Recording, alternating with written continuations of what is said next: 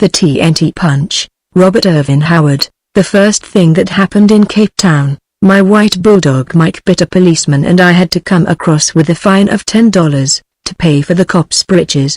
That left me busted, not more'n an hour after the Seagull docked. The next thing who should I come on to but Shifty Curran, manager of Kid Delano, and the crookedest leather pilot which ever swiped the gate receipts. I favored this worthy with a hearty scowl, but he had the everlasting nerve to smile welcomingly and hold out the glad hand. Well, well. If it ain't Steve Costigan. Howdy, Steve, said the infamous hypocrite. Glad to see you. Boy, you're looking fine. Got good old Mike with you, I see. Nice dog. He leaned over to pat him. G-ah-rah-rah-rah-rah-rah, said good old Mike, fixing for to chaw his hand. I pushed Mike away with my foot and said to Shifty, I said, a big nerve you got, trying to fraternize with me, after the way you squawked and whooped the last time I seen you, and called me a dub and all. Now, Steve, said Shifty, don't be foolish and go holding no grudge. It's all in the way of business, you know. I lusted like you, Steve. Gah-ah. I responded ungraciously.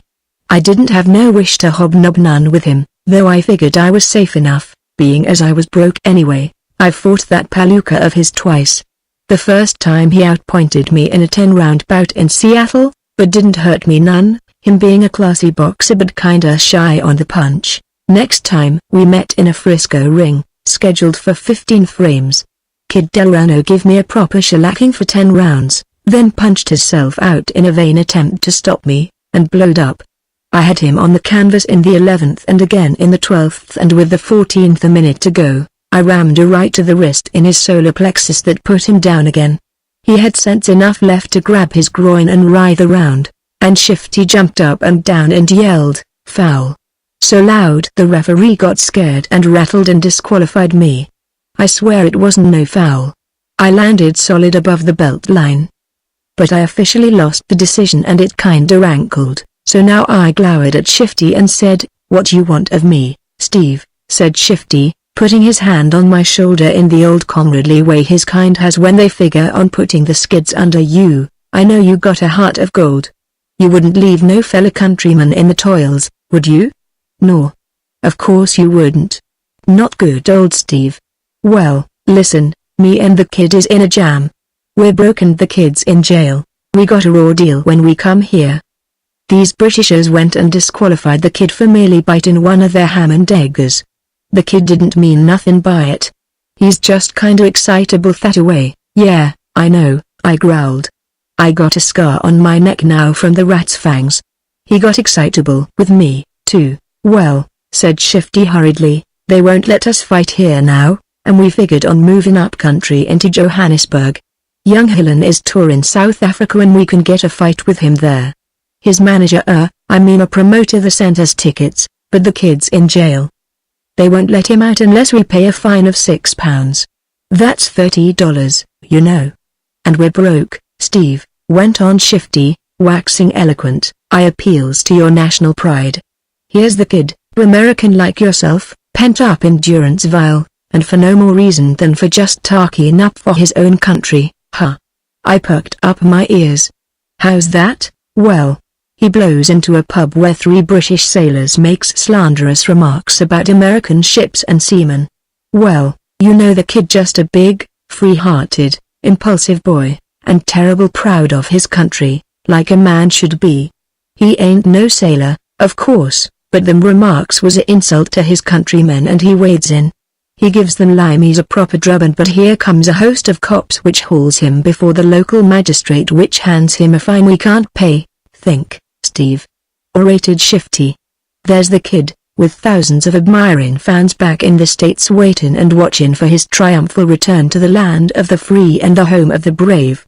And here's him, wasting his young manhood in a stone dungeon, been fed on bread and water and maybe beat up by the jailers, merely for standing up for his own flag and nation.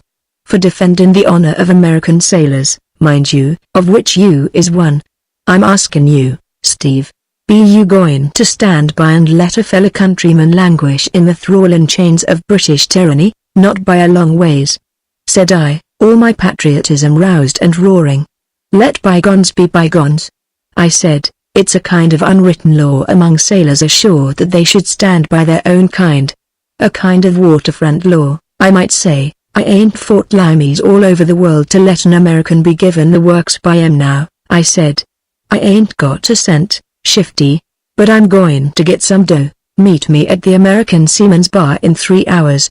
I'll have the dough for the kids fine, or I'll know the reason why. You understand, I ain't doing this all together for the kid. I still intends to punch his block off someday. But he's an American and so am I, and I reckon I ain't so small that I'll let personal grudges stand in the way of helping a countryman in a foreign land. Spoken like a man, Steve. Applauded Shifty, and me and Mike hustled away. A short, fast walk brought us to a building on the waterfront which had a sign saying, the South African Sports Arena. This was all lit up and yells was coming forth, by which I knowed fights was going on inside. The ticket shark told me the main bout had just begun. I told him to send me the promoter, Bulawayo Hurley, which I'd fought for a viewer, and he told me that Bulawayo was in his office, which was a small room next to the ticket booth. So I went in and seen Bulawayo talking to a tall, lean gent, the sight of which made my neck hair bristle. Hey, Bulawayo, said I, ignoring the other mutt and coming direct to the point. I want to fight. I want to fight tonight, right now. Have you got anybody you'll throw in with me, or if not, will you let me get up in your ring and challenge the house for a purse to be made up by the crowd? By a strange coincidence, said Bulawayo, pulling his big moustache, here's Bucko Brent asking me the same blighting thing. Me and Bucko gazed at each other with hearty disapproval. I'd had dealings with this thug before. In fact, I built a good part of my reputation as a Bucko breaker on his lanky frame. A Bucko, as you likely know, is a hard case mate, who punches his crew around. Brent was all that and more. Ashore he was a prize fighter, same as me. Quite a few years ago I was fool enough to ship as AB on the Eleanor, which he was mate of then. He's an Australian and the Eleanor was an Australian ship. Australian ships is usually good crafts to sign up with, but this here Eleanor was an exception. Her captain was a relic of the old hellship days, and her mates was natural-born bullies. Brent especially, as his nickname of Bucko shows. But I was broke and wanted to get to Macassar to meet the Seagull there, so I shipped aboard the Eleanor at Bristol. Brent started ragging me before we weighed anchor. Well, I stood his hazing for a few days and then I got plenty and we went together. We fought the biggest part of one watch, all over the ship from the mizzen cross trees to the bowsprit. Yet it wasn't what I would call a square test of manhood, because marline spikes and belaying pins was used free and generous on both sides and the entire tactics smacked of rough house. In fact, I finally won the fight by throwing him bodily off of the poop. He hit on his head on the afterdeck and wasn't much good the rest of the cruise, what with a broken arm, 3 cracked ribs and a busted nose. And the captain wouldn't even order me to scrape the anchor chain lesson. He had a gun in each hand, though I wasn't figuring on socking the old rum-soaked antique. Well, in Bulawayo's office me and Bucko now sat and glared at each other, and what we was thinking probably wasn't printable. Tell you what, boys, said Bulawayo, I'll let you fight 10 rounds as soon as the main event's over with. I'll put up £5 and the winner gets it all. Good enough for me, growled Bucko. Make it £6 and it's a go, said I. Done, said Bulawayo, who realized what a break he was getting, having me fight for him for $30. Bucko gave me a nasty grin. At last, you blasted Yank, said he, I got you where I want you. There'll be no poop deck for me to slip and fall off this time. And you can't hit me with no hand spike. A fine bird you are, talking about hand spikes, I snarled, after trying to tear off a section of the main rail to sock me with. Belay, hastily interrupted Bulawayo.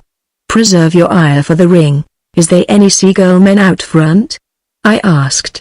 I want a handler to see that none of this thug's henchmen don't dope my water bottle. Strangely enough, Steve, said Bulawayo, I ain't seen a Seagull bloke tonight. But I'll get a handler for you. Well, the main event went the limit. It seemed like it never would get over with, and I cussed to myself at the idea of a couple of dubs like them was delaying the performance of a man like me. At last, however, the referee called it a draw and kicked the both of them out of the ring. Bulawayo hopped through the ropes and stopped the folks who'd started to go, by telling them he was offering a free and added attraction Sailor Costigan and Bucko Brent in an impromptu grudge bout. This was good business for Bulawayo. It tickled the crowd who'd seen both of us fight, though not agony each other, of course. They cheered Bulawayo to the echo and settled back with whoops of delight. Bulawayo was right, not a seagull man in the house. All drunk or in jail or something, I suppose. There was quite a number of thugs from the Nag Brent's present ship and they all rose as one and gimme the razz. Sailors is funny. I know that Brent hazed the liver out to them, yet they was routing for him like he was their brother or something. I made no reply to their jeers, maintaining a dignified and aloof silence only except to tell them that I was going to tear their pet mate apart and strew the fragments to the four winds, and also to warn them not to try no monkey shines behind my back. Otherwise I would let Mike chaw their legs off. They greeted my brief observations with loud, raucous bellowings, but looked at Mike with considerable awe. The referee was an Englishman whose name I forget, but he hadn't been out to the old country very long, and had evidently got his experience in the polite athletic clubs of London. He says, "Now understand this, you blighters," and he says break, he wants no bally nonsense. Remember, as long as him in air, this is a blinkin' gentleman's jam.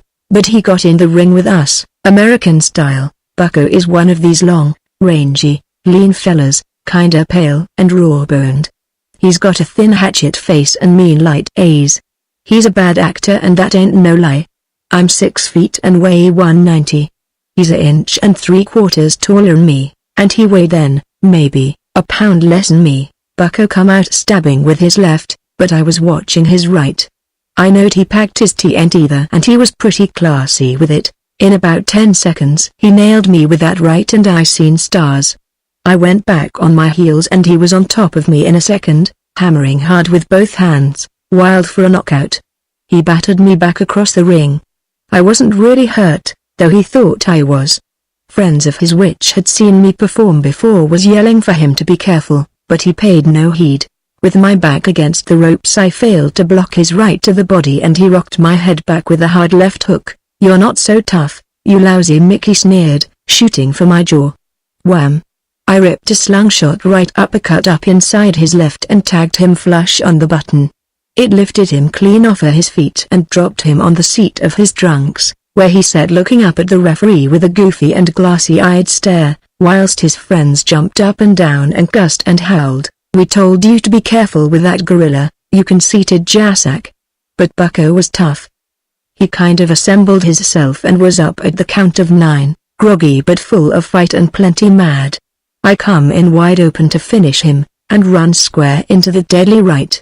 I thought for an instant the top of my head was tore off, but rallied and shook Bucko from stem to stern with a left hook under the heart. He tin-canned in a hurry, covering his retreat with his sharp-shooting left. The gong found me vainly following him around the ring. The next round started with the fans which was betting on Bucko, urging him to keep away from me and box me.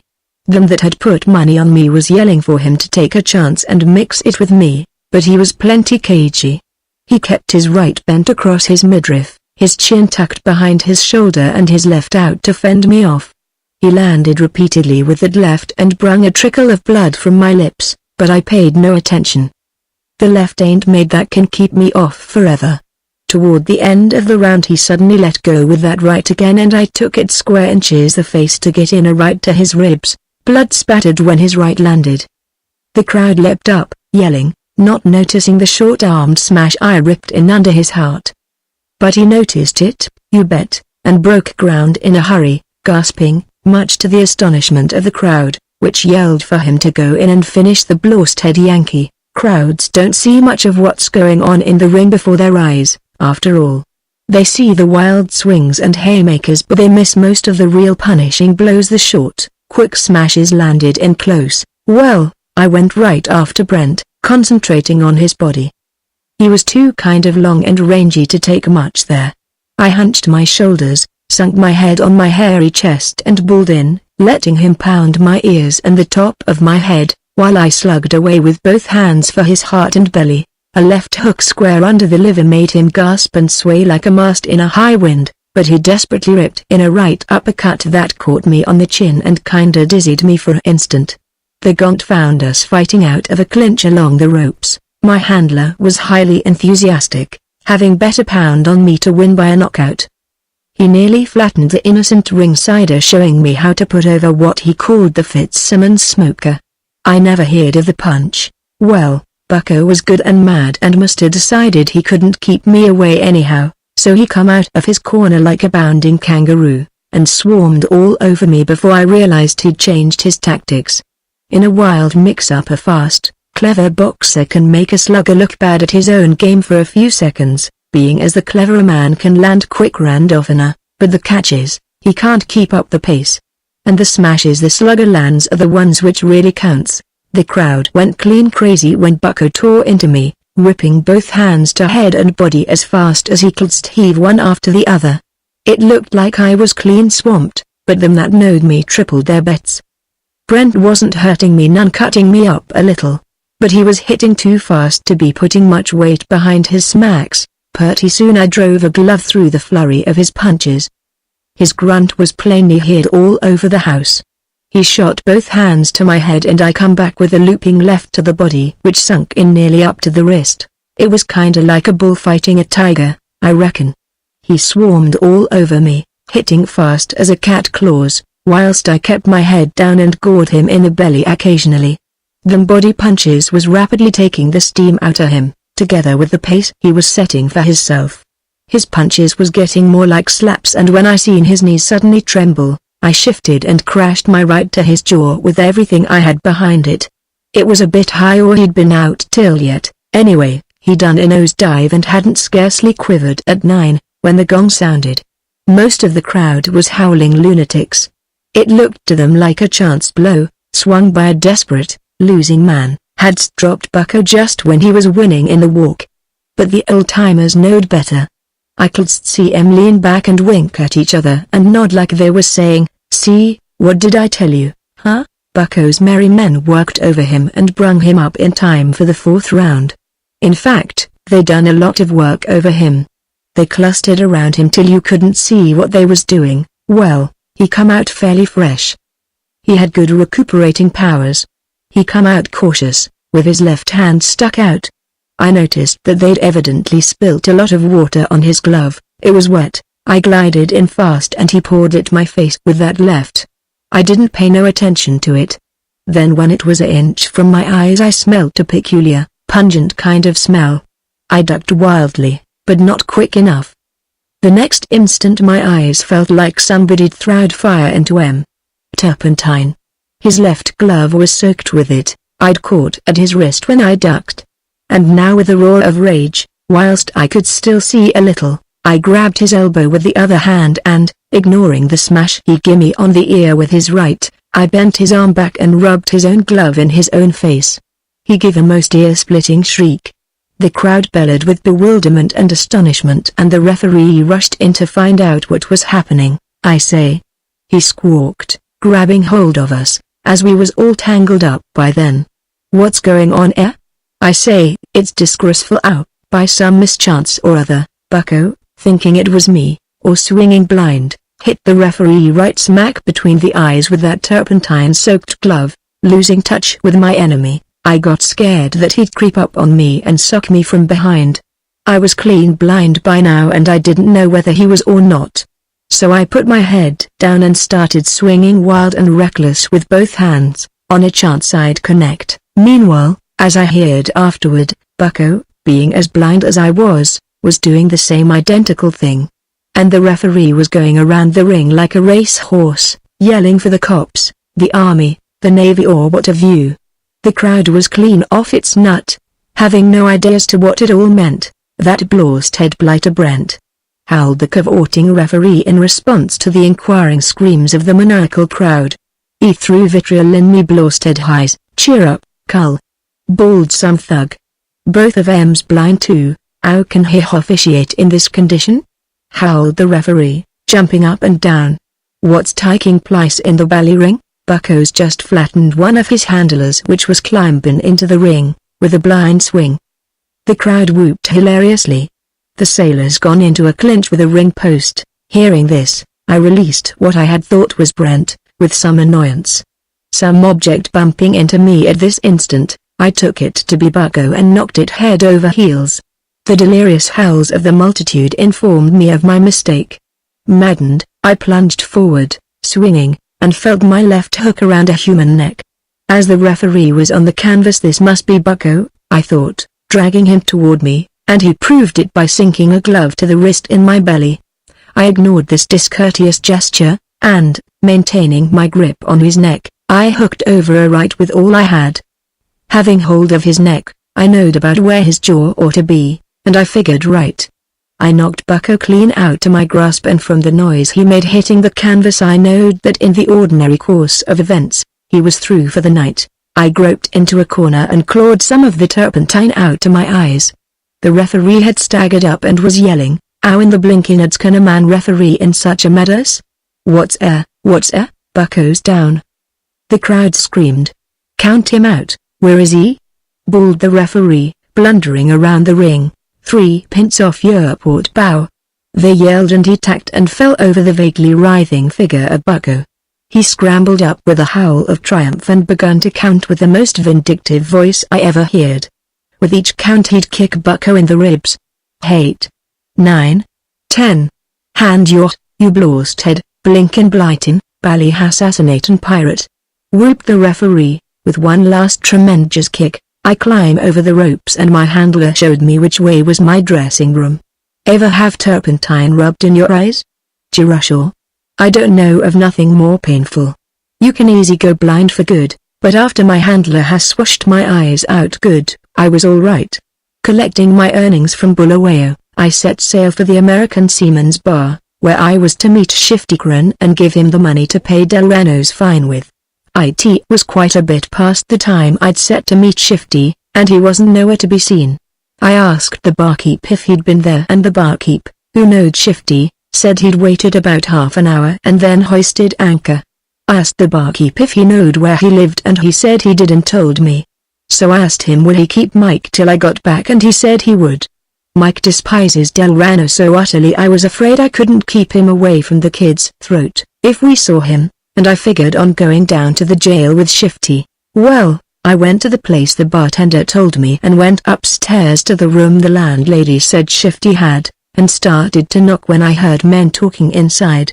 Sounded like the kid's voice, but I couldn't tell what he was saying, so I knocked and somebody said, "Come in." I opened the door. 3 men was sitting there playing pinochle. There was Shifty, Bill Slane, the kid's sparring partner, and the kid hisself. "Howdy, Steve," said Shifty with a smirk, kinda furtive-eyed. "What you doing away up here?" "Why," said I, kinda took aback, "I brung the dough for the kid's fine, but I see he don't need it, bin as he's out." Delrano had been craning his neck to see if Mike was with me, and now he says, with a nasty sneer, "What's the matter with your face, Costigan? Some street kid poke you on the nose?" "If you want to know," I growled, "I got these marks on your account. Shifty told me you was in stir, and I was broke, so I fought down at the South African to get fine money." At that the kid and Slane bust out into loud and jeering laughter, not the kind you like to hear. Shifty joined in, kinda nervous like. "What you laughin' at?" I snarled. "Think I'm lyin'? No, you ain't lyin'," mocked the kid. "You ain't got sense enough to. You're just the kind of a dub that would do something like that." "You see, Steve," said Shifty, the kid, "or shut up, Shifty," snapped Delrano. "Let the big sap know he's been took for a ride. I'm going to tell him what a sucker he's been. He ain't got his blasted bulldog with him. He can't do nothing to the 3 of us." Delrano got up and stuck his sneering, pasty white face up close to mine. "Of all the dumb, soft, bone-headed boobs I ever knew," said he, and his tone cut like a whiplash, "you're the limit. Get this, Costigan, I ain't broke and I ain't been in jail. You want to know why Shifty spilt you that line? Because I bet him $10 that much as you hate me and him, we could hand you a hard luck tale and chip you out your last cent. Well, it worked. And to think that you've been fighting for the dough to give me. Ha ha ha ha ha. You big chump. You're a natural-born sucker. You fall for anything anybody tells you. You'll never get Myers. Look at me, I wouldn't give a blind man a penny if he was starving, and my brother besides. But you, oh, what a sap. If Shifty hadn't been so anxious to win that $10 that he wouldn't wait down at the bar, we'd had your dough, too. But this is good enough. I'm plenty satisfied just to know how hard you fell for our graft, and to see how you got beat up getting money to pay my fine. Ha ha ha. By this time I was seeing them through a red mist. My huge fists was clenched till the knuckles was white, and when I spoke it didn't hardly sound like my voice at all, it was so strangled with rage. There's rats in every country, I ground out. If you'd have picked my pockets or slugged me for my dough, I coulda understood it. If you'd worked a cold deck or crooked dice on me, I wouldn't have kicked. But you appealed to my better nature, stead of my worst. You brung up a plea of patriotism and national fellowship which no decent man would have refused. You appealed to my natural pride of blood and nationality. It wasn't for you I done it, it wasn't for you I spilt my blood and risked my eyesight. It was for the principles and ideals you've mocked and trumped into the muck, the honor of our country and the fellowship of Americans the world over, you dirty swine. You ain't fittin' to be called Americans. Thank gosh, for everyone like you, they's 10,000 decent men like me. And if it's been a sucker to help out a countryman when he's in a jam in a foreign land, then I thanks the Lord I am a sucker. But I ain't all softness and mush, feel this here for a change, and I close the kid's eye with a smashing left-hander. He give a howl of surprise and rage and come back with a left to the jaw. But he didn't have a chance. He'd licked me in the ring, but he couldn't lick me barehanded, in a small room where he couldn't keep away from my hooks, not even with 2 men to help him. I was blind mad and I just kind of gored and tossed him like a charging bull. If he hit at all after that first punch I don't remember it. I know I crashed him clean across the room with a regular whirlwind of smashes, and left him sprawled out in the ruins of 3 or 4 chairs with both eyes punched shut and his arm broke. I then turned on his cohorts and hit Bill Slane on the jaw, knocking him stiff as a wedge. Shifty broke for the door, but I pounced on him and spilled him on his neck in a corner with an open-handed slap. I then stalked forth in silent majesty and gained the street. As I went I was filled with bitterness. Of all the dirty, contemptible tricks I ever heard of, that took the cake. And I got to thinking maybe they was right when they said I was a sucker. Looking back, it seemed to me like I'd fell for every slick trick under the sun. I got mad. I got mighty mad. I shook my fist at the world in general, much to the astonishment and apprehension of the innocent bypassers. From now on, I raged, I'm harder'n a plate on a battleship. I ain't going to fall for nothing. Nobody's going to get a blasted cent out of me, not for no reason whatsoever. At that moment I heard a commotion going on nearby. I looked. Spite of the fact that it was late, a pretty good-sized crowd had gathered in front of a kinda third-class boarding house. A mighty purty blonde-headed girl was standing there, tears running down her cheeks as she pleaded with a tough-looking old sister who stood with her hands on her hips, grim and stern. "Oh, please don't turn me out," wailed the girl. "I have no place to go. No job, oh, please. Please, I can't stand to hear a hurt animal cry out or a woman beg." I shouldered through the crowd and said, "What's going on here? This hussy owes me £10, snarled the woman. "I got to have the money or her room. I'm turning her out." "Where's her baggage?" I asked. "I'm keeping it for the rent she owes," she snapped. "Any of your business?" The girl kind of slumped down in the street. "I thought if she's turned out on the street tonight they'll be hauling another carcass out of the bay tomorrow." I said to the landlady, "Take £6 and call it even, ain't you got no more?" Said she. "No, I ain't," I said truthfully. "All right, it's a go," she snarled, and grabbed the dough like a seagull grabs a fish. "All right," she said very harshly to the girl, "you can stay another week. Maybe you'll find a job by that time or some other sap of a Yank sailor will come along and pay your board." She went into the house and the crowd gave a kind of cheer which inflated my chest about half a foot. Then the girl come up close to me and said shyly, "Thank you. I can't begin to tell you how much I appreciate what you've done for me." Then all to a sudden she throwed her arms around my neck and kissed me and then run up the steps into the boarding house. The crowd cheered some more like British crowds does, and I felt plenty uplifted as I swaggered down the street. Things like that, I reflected, is worthy causes. A worthy cause can have my dough any time, but I reckon I'm too blame smart to get fooled by no shysters. I come into the American Seaman's Bar where Mike was getting anxious about me.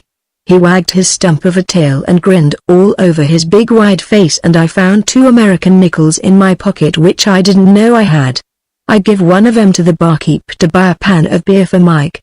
And whilst he was lapping it, the barkeep, he said, "I see boarding house Kate is in town." "What you mean?"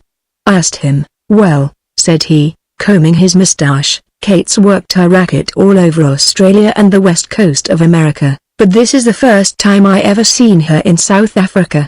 She lets some landlady of a cheap boarding house in on the scheme, and this dame pretends to throw her out. Kate puts up a wail, and somebody, usually some free-hearted sailor about like you, happens along and pays the landlady the money Kate's supposed to owe for rent so she won't kick the girl out onto the street. Then they split the dough." "Aha," said I, grinding my teeth slightly. "Does this here boarding house Kate happen to be a blonde?" "Sure thing," said the barkeep. "And purty as hell." "What did you say?" "Nothing," I said. "Here. Give me a schooner of beer and take this nickel, quick, before somebody comes along and gets it away from me."